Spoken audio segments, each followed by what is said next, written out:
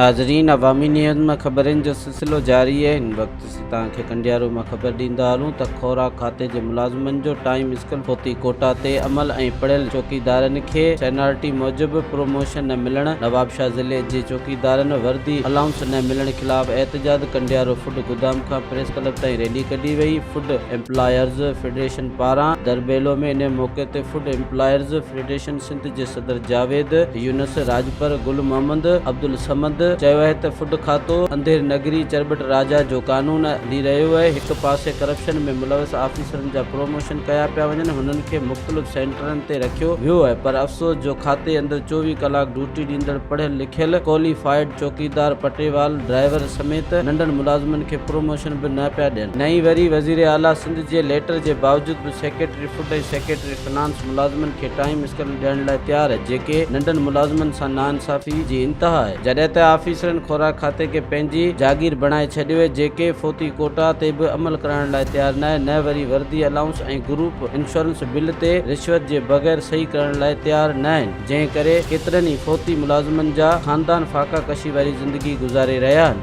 मज़ीद खबरों और तफसीलात के लिए विजिट करें हमारी वेबसाइट www.awamiNewsHD.com।